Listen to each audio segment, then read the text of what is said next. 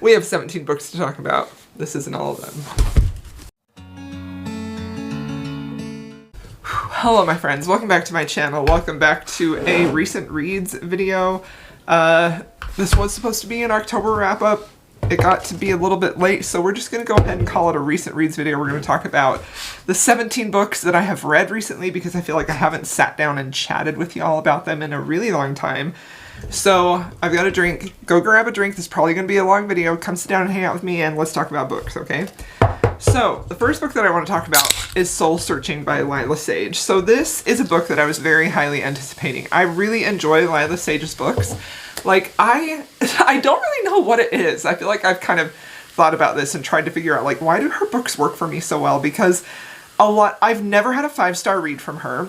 A lot of the times, I think I have more 3 stars than 4 stars, yet she's an author that I consistently get excited to pick up her next release for, that I find myself really just getting sucked into her books right away, and they're very compelling. She has, to me, her writing style, although very different, it has that same quality that an Ali Hazelwood book does, where it just kind of like gets you into the story right away. Her writing is very approachable. It feels very conversational. It feels like a friend is telling you a story.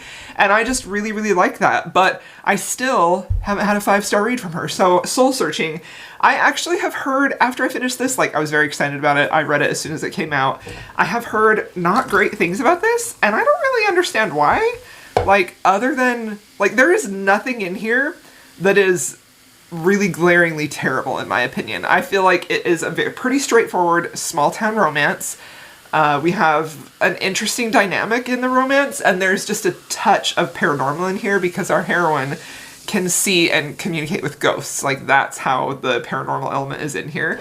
So it's not anything that's, like, over the top. It's not super in your face. Like, it's just, like, a hint of it. And I don't know if maybe people had different expectations or what, but I've heard people just really don't like this, and I don't quite understand why. I gave it a 4-star on Goodreads. I think it's really like a 3.5 rounded up.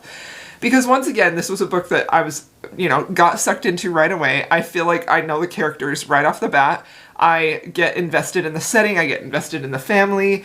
There is like a light plot in here. This is not a plot-heavy book, even though like the whole point of this is she comes back to town, this small town, to try and save her family's antique business that is like at threat of going under.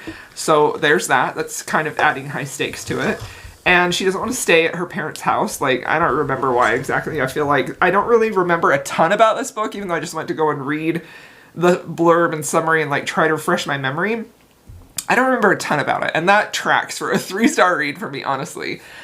So the hero is also kind of newish to town. He does upholstery work, and he has like an apartment in his home that is up for rent that she can kind of come into and live. So they're thrown into forced proximity, and obviously like there's an attraction between the two of them, and things start to get like a little tense with the attraction and the fact that she can see ghosts, and his apartment is just riddled with ghosts.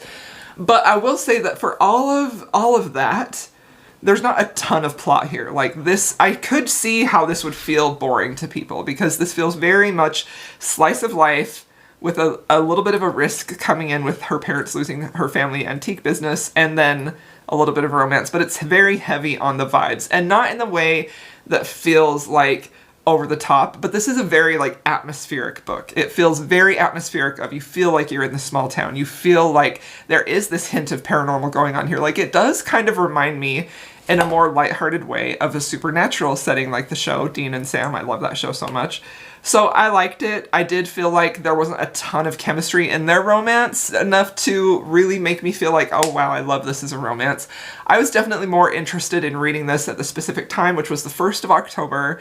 It was giving me like those spooky, kind of like very light spooky vibes, and the romance is good. Like, it's good. It moves pretty easily. There's not a lot of tension or drama in there, so I can also see how that might not appeal to people, but I liked it. I had fun with it. It's not a 5-star read. It's not the most memorable book that I've read, but to me, at the time of year, it was worth it. So I had fun with it. Okay, the next book that I read is Shardless. So this is a fantasy romance. This book was actually suggested to me by one of my patrons. I try every month to read a book that they have specifically suggested and then do a video review for them. So I do have a full video review of this on Patreon, but I'm just going to talk to you briefly about this because I really enjoyed this. I had seen this book going around for a while, but I just never took the time to start it, and I loved it. I gave this book 5 stars. This is really a standout fantasy romance in all of the ways that I like best, and I have heard this described as, like, if you like Sarah J. Maas, you will probably like this, and I think that is extremely accurate. Like, especially Sarah J. Maas's, like, first books in the series. I think that this has a really good, like, parallel to that. So if you like Sarah J. Maas, I think you would also really like this. This is an interesting book because we have our heroine, who is supposedly human in this fantasy world, where humans are very much like looked down and cast out of society, and they're called Shardless because they don't have magic. Our heroine was fortunate because when she was just a young baby, she was adopted into like a royal fae family and became best friends, very close friends with the fae prince, of course. So this has friends to lovers dynamics in there, and it's just absolutely delightful. I really loved their relationship. There's nothing fast burn about this. It's a very slow build, slow burn. It's just absolutely fabulous. So if you like that in fantasy romance, you're gonna love this. But this also had a really interesting fantasy world, like really well built, really well developed, really well thought out. The fantasy plot in here is really the strongest in here. The romance kind of takes a backseat in this first book, which I like. I think that is something that we've kind of lost in fantasy romance, where it's almost entirely on the physical chemistry and connection of the characters, and then the fantasy kind of is there so they can be alone in the woods, and, you know, like, I get a little annoyed with that. So this felt really like a true fantasy romance that we used to get, where the fantasy is paramount, and it's important, and it's well thought out, and it's well crafted, and I really liked that. So the twist in this book is that time magic is something that is forbidden, and it is, like, punishable by death. So our heroine starts to show signs that she may have this magic, and so she starts to become hunted, and it's so good. I really enjoyed this. This was very well worth the read. If you're looking for a fantasy romance and you have not read this yet, you definitely need to check it out because it was fantastic. Okay, so now the next book I also read for my Patreon. We also do a book club, and this was our book for October, The Very Secret Society of Irregular Witches.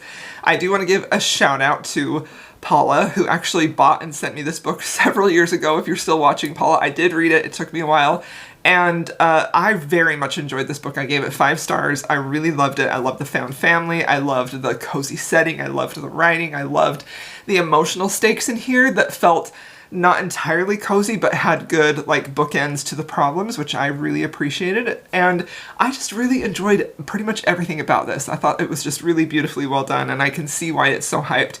And to me, this fits into what I am looking for a cozy book, where it's not just nothing happens sweet all the way through. There's emotional stakes, there's some physical stakes, there's things in here that could go wrong, but the way that everything is resolved feels very much like you get a sense of closure. So I feel like, especially if you deal with anxiety and sort of the fear of unknown may be difficult for you, this is a good book for you to read, because a lot of the questioning and things that she has going on, they end up getting resolved in either in her mind or with other people, and it's just beautiful. So I really liked that one.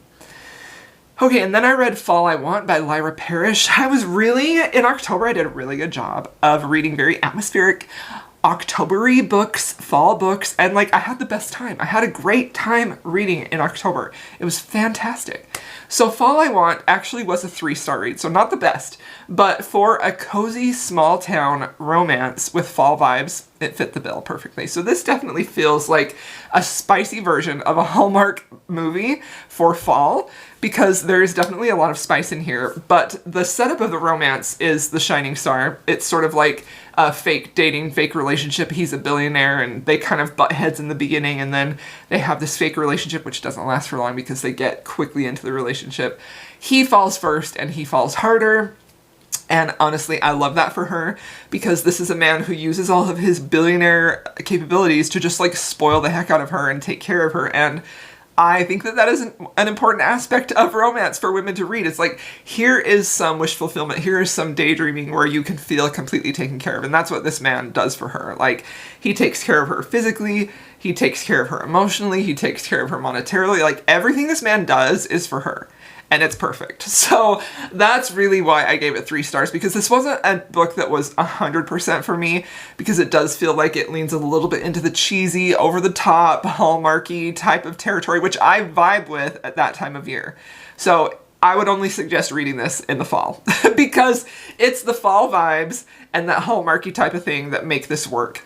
And if you don't like that at all, you're not going to like this. I promise you. The romance on its own doesn't really stand up other than fall, but because it is technically still fall, regardless of my Christmas tree and my Christmas cup, you can still read it. So, okay, the next book that I read is In the Company of Witches. This is a cozy mystery that I have wanted to read since I first saw this, and I really enjoyed this. I gave this one 4 stars. This is about a family of witches who run a bed and breakfast, and one of their guests, who is known around town as being kind of like cantankerous and things like that, she ends up dying, and suspicion is pretty soon cast upon our main character's aunt. Like, it looks like she is guilty. So our main character is trying to figure out how to clear her aunt's name, because obviously she knows her aunt didn't do it. Meanwhile, you're also trying to figure out who killed this woman. And there's mystery surrounding it that gets resolved. Like, it's a really good, solid, cozy mystery. There is an element of this that I think goes a little bit harder emotionally, because our heroine, one of her witchy powers is she can see and communicate with the dead. But she's not using that power because she just lost her husband 2 years ago, so she's still very much grieving. So I think that this does have not an over-the-top emphasis on grief, but is very much there, specifically grieving your romantic partner, like your soulmate. So if that is something you're sensitive to, I would be careful about this, because that's a main aspect of the story, and I really don't like reading books like that personally, but I still enjoyed it. I liked the cozy vibes. I loved the family setting. I loved the mystery. It was a solid, really good read, especially for the October time of year. Okay, and then I read, I'm not even gonna pick any of these books up. I just brought them in mostly for the thumbnail. Disclosing secrets. Okay, so then I read Dracula. So this is actually a reread. I read this book literally years ago, like probably in my early 20s, late teens, and I'm in my 40s now. So I read this a very long time ago, and I haven't read it since. And I was really, the reason I read this is because somebody in our Patreon, not somebody, Susan, she really wanted to read this, and I was like, hey, we could do a buddy read. And we kind of did, but it's tough to do buddy reads when you're at different like reading paces because of life and work and everything like that. So we did it in the Discord, and it was a ton of fun, and I was so glad that I got to reread this, because I have such a greater appreciation for Dracula now, having experienced more life, having read and consumed more media, and looking back on this with the lens that we have now of vampire lore, vampire culture, like all the things vampire is ingrained in our pop culture society right now. So it was very interesting to go back to Dracula, which was one of the beginning formative books of vampire lore, and just kind of see where it all began. And I will say I gave this 5 stars. I think it was a freaking masterpiece. I thought it was so incredibly well done, well crafted in the way that this is a story that I feel like stands up very well to a reread just for entertainment purposes. I think that a lot of times classics, that's one thing where they maybe don't hold up, and they're not intended to, right? Classics are intended for, you know, a lot of different purposes why we would read them today. A lot of times it's to look at societal things and issues and like there are a lot of reasons to read classics that go beyond just this is a captivating story that I can't put down. Like, I don't feel like anyone is approaching a classic with that mindset. But Dracula, for one, I think is definitely a book that you for sure could read just for the escapist fantastical adventure aspect of it, because it reads very much like fantasy, mystery, thriller, horror, and you're on the edge of the seat the whole time. And I think that one of the things that makes this book so effective is the way that this mystery of the vampires and this sense of horror and growing dread is unveiled to the reader while Jonathan is actually experiencing it himself. So there were a lot of parts in this book where I was just like, oh my gosh, that is so creepy. What is going to happen? And I just adored it. I thought it was fantastic. I really like the subtle commentary about suppressed society, suppressed society, because this was during the Victorian time. And I felt like this was just excellent, really fabulous. And if you have not read Dracula, put that on your TBR for next Halloween, or read it now. But it was especially effective reading that in October. Okay, and then I read Salt and Broom, which is a really great little gem. This one was recommended to me by Erin, who is on Instagram. She is too fond of books, and she is a patron. I really enjoyed this. This is a spin, a retelling, a witchy retelling on Jane Eyre. And it has all of those hallmark feels that you want from a Jane Eyre book that make you feel like, okay, this is Mr. Rochester and this is Jane and this is what's happening with the story. This is the woman in the attic, but with a slight twist because of the witchy like background and fantastical plot. So I enjoyed this a lot. I gave it 4 stars. I thought it was super fun. This was on KU Read and Listen, so you can listen to the audiobook for free if you have Kindle Unlimited. I liked the narrator. I liked the pacing. I felt like this was just a really great October read. I had a ton of fun with it. So then the next 2 books I read and vlogged about, so I'm not going to go into detail about those here, but I read Mate by Ali Hazelwood, which surprisingly I enjoyed a good amount. I gave that 4 stars. And then I read Cold Hearted by Heather Guerre. And I gave that one 3 stars. I like that one a little bit less. Mate really surprised me with how invested I was in the romance. Like, she is a half werewolf, half human. He is the alpha and she is his mate, and I thought that they had a really interesting dynamic with a lot of like roadblocks that would prevent them from being together. So it has that sort of baked in, we can't be together forbidden nature of it that has a lot of like tension and chemistry, and I just really, really enjoyed that. I think that this book did a really good job with that. And Cold Hearted was fun. I've heard this described as like Twilight for adults if she chose Edward. So she is coming to Alaska, she's trying to evade an ex-boyfriend who's stalking her, and she ends up having a run-in with her pilot, who is the super grumpy guy who is going to be the werewolf, and he's super grumpy, he's super mean to her, and things happen, there's mysteries towards the end, and it's basically her trying to escape her stalker. And I did like this, I liked the writing. I will say that I don't have very much, if any, tolerance for a hero who is outright mean to the heroine on page, and meanwhile she's like lusting for him. Like, I feel like that's a little worn out for me. That's a little childish. I just find it very hard to get invested in a romance where that is the dynamic that's going on. Like, I just sort of feel like he's literally just a guy who's mean to you. Like, move along. You know what I mean? You know what I mean? Anyway. Okay, so then I actually read Mary Shelley's Frankenstein. I think this is such a cool cover. I really, really love it. So I read this. My son is a senior in high school, and he has AP Literature. And that's one of the books that I read in that class, and he was not really feeling it. Like, he was kind of complaining about it. And my son is incredibly smart. He has a ton of advanced classes. Like, this is a kid who really values academics and loves using his brain, right?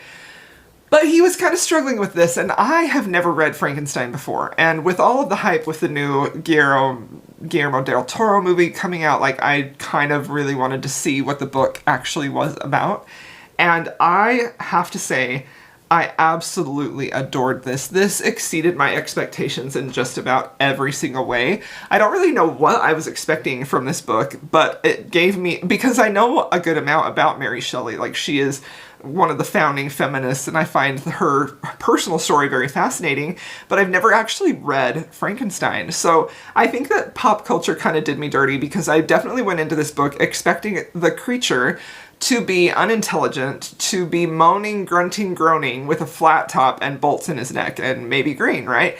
And that is not at all what this creature is. Like, this is a highly intelligent creation who has based his entire worldview on the fact that his creator abandoned him and rejected him, and he knows that his visage is just so ugly and appalling and horrifying, and every time he tries to make a connection with people, he ends up hurt and rejected, and the rage you can just feel, and the sense of unfairness build and build and build, and you can't help but feel this combination of empathy with him for who he is, and he didn't ask for this, and how he was abandoned, and also like fear and horror and disgust with him because of the violent atrocities that he commits.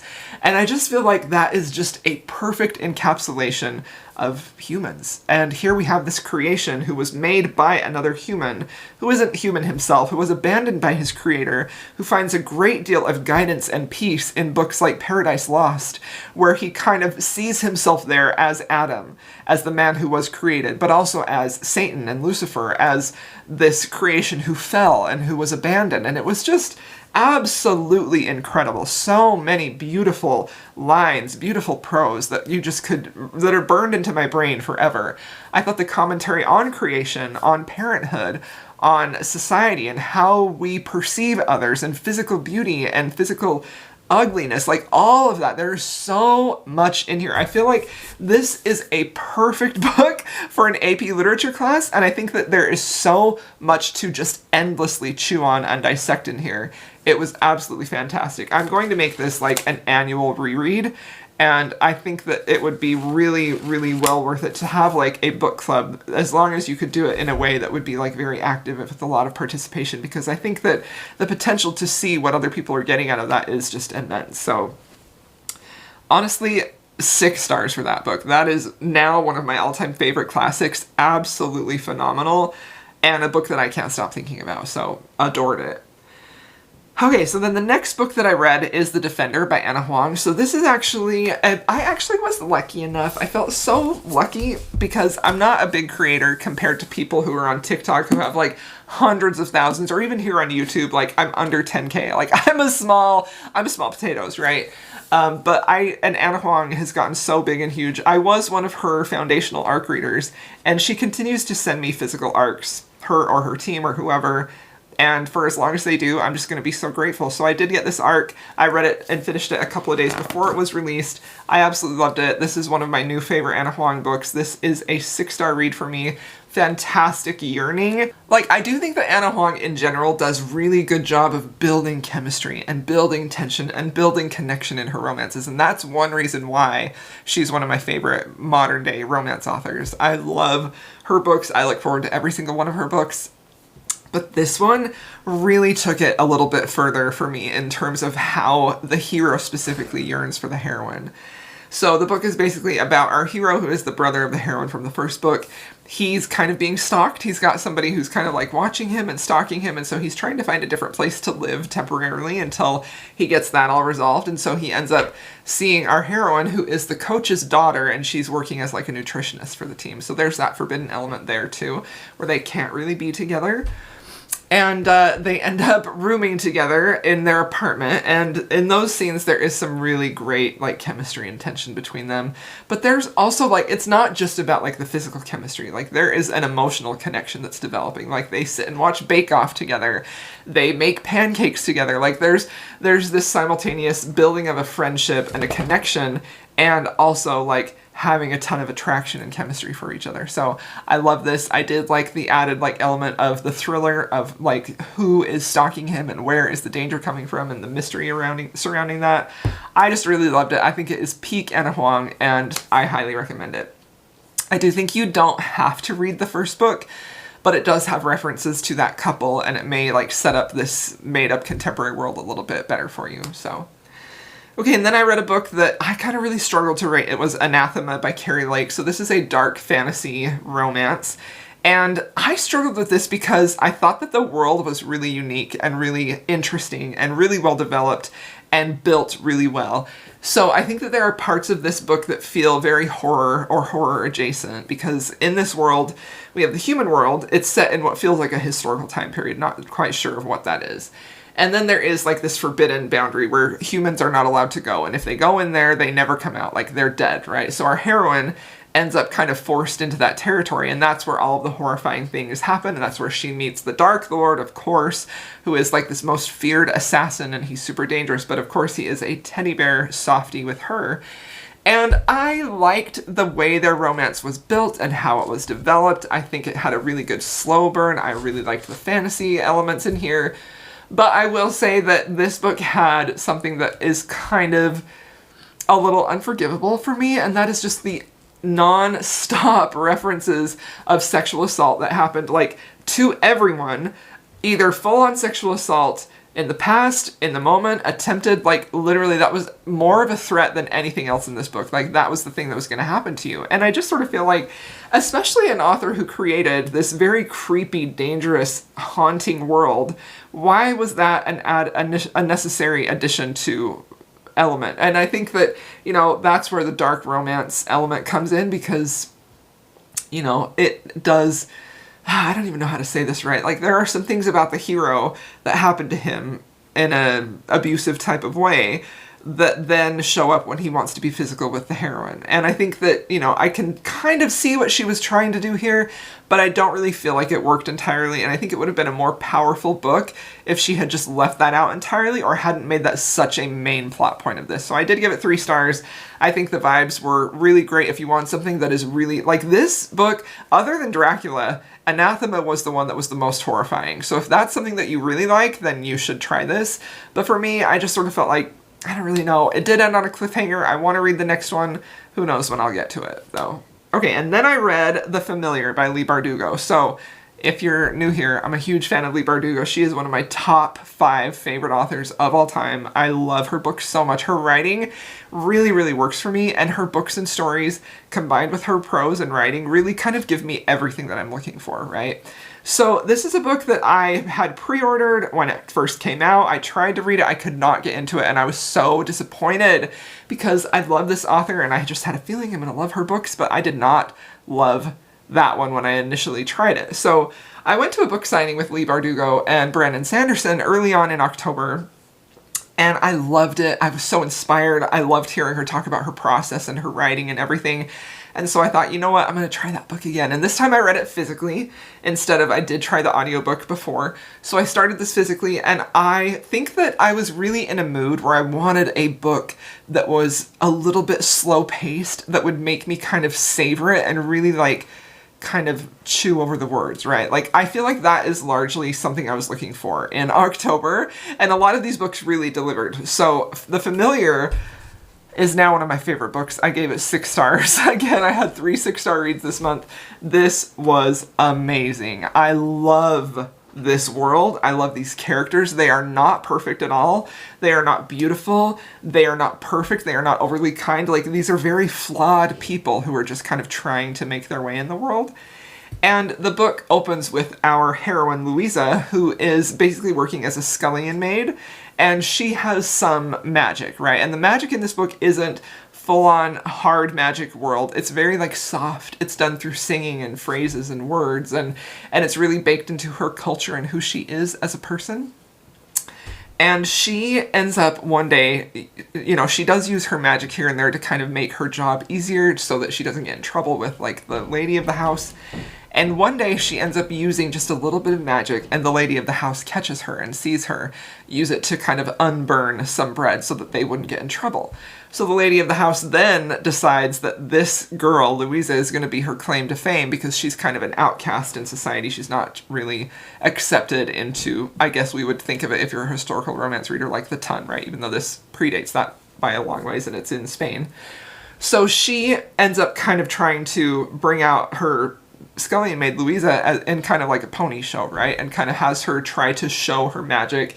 And pretty soon she rises in the ranks with her friends, but she also ends up catching the eye of someone who works for the king. And the king is determined to have a magician who will help save him and his armada from a defeat that he had.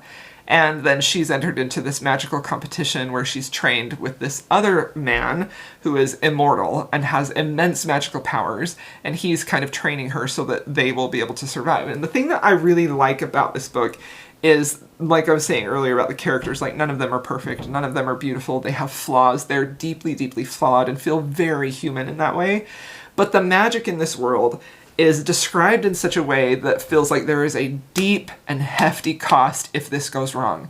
And you don't know when it's going to go wrong, and there aren't really strict rules about it. It's very like an intuitive type of magic, and there are some scenes in here where the magic does go wrong that are just horrifying and scary, and I love that element of it. I think that's something that I like seeing a lot when magic is involved, is like, show us the cost.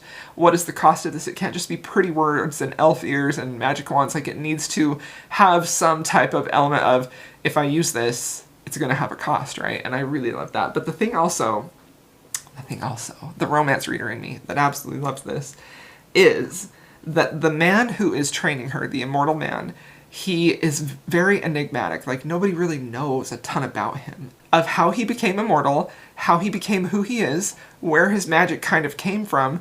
And I also really liked seeing the change in his personality where, like, in the beginning he started out kind of just trying to for his own ends, and then as his feelings grow for Louisa, that's where the romance is, which is just so well done in here.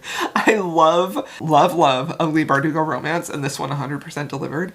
But there is that pretty big element in here of like him changing his desires to not just be about power, but to be about how can I save her too. So I loved this book. It was beautiful. It was perfect, and 6 stars. It is a slower paced read, but there are parts of this in the romance that are so deeply romantic that everything else was worth it. Even if I didn't like the magic, which I do, even if I didn't like the characters, which I do, even if I didn't like the fantasy or the setting or the historical nature of it, all of which I liked, the absolute romantic, brief romantic, deeply romantic moments in this book are worth it. So I adored it.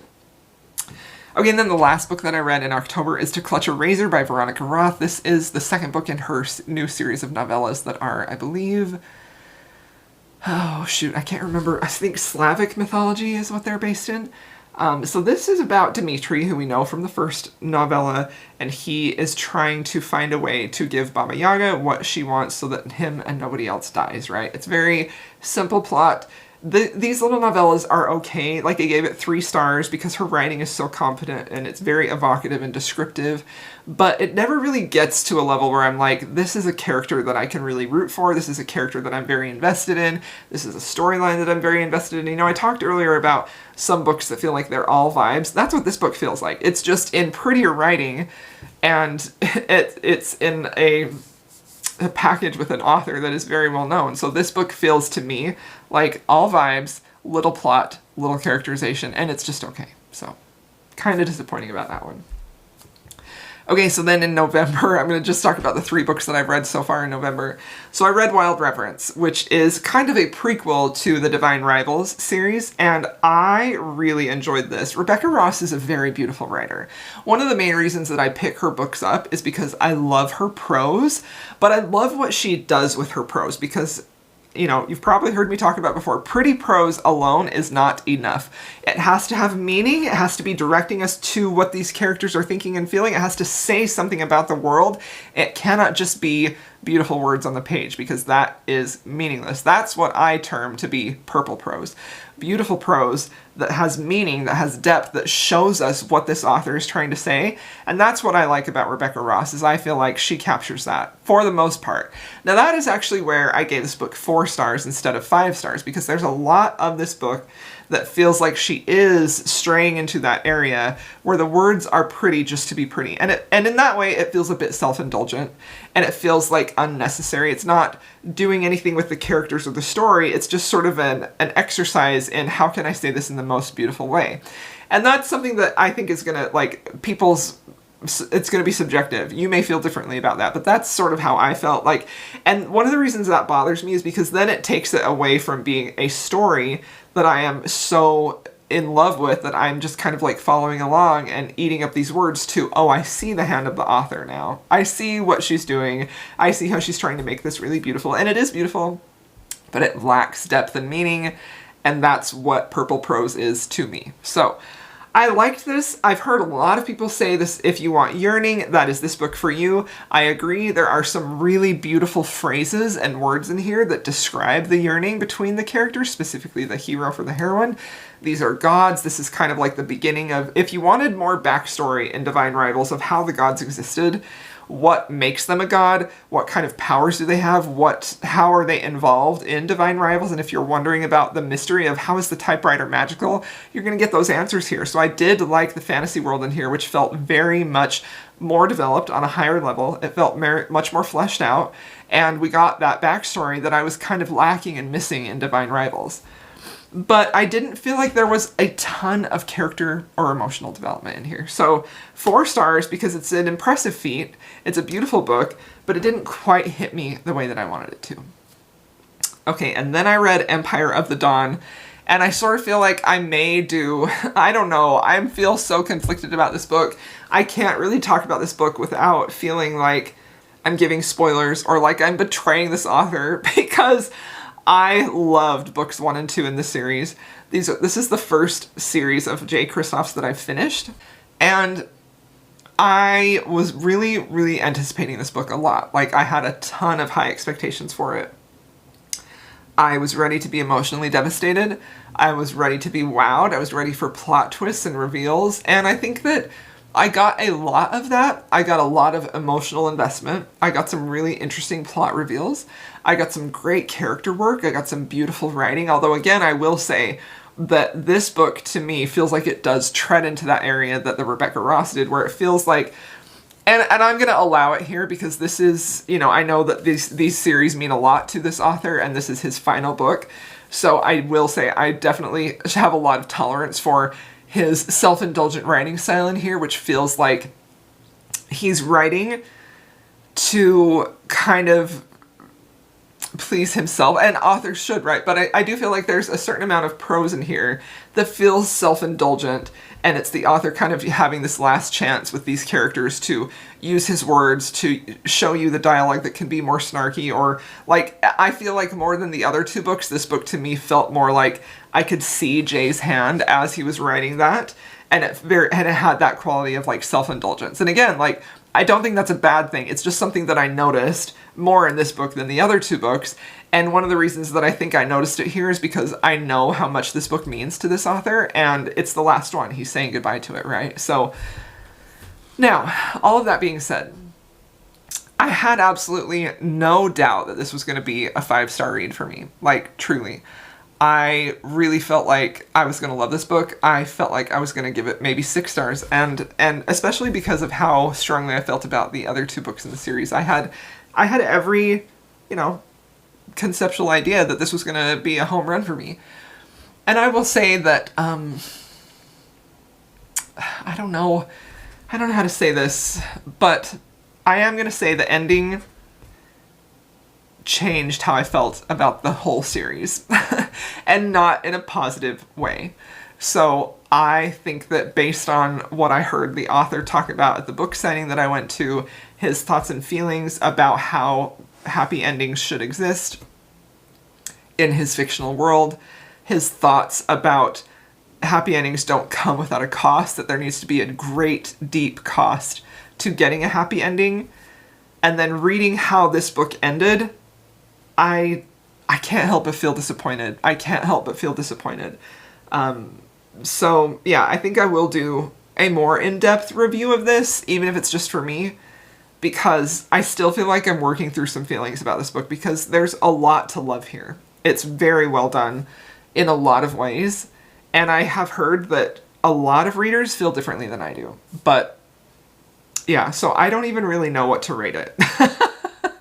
I don't even really know what to rate it. So that's basically me just saying I have conflicted feelings about it. I'm still kind of thinking about it and thinking about what to say. But yeah, so I don't know.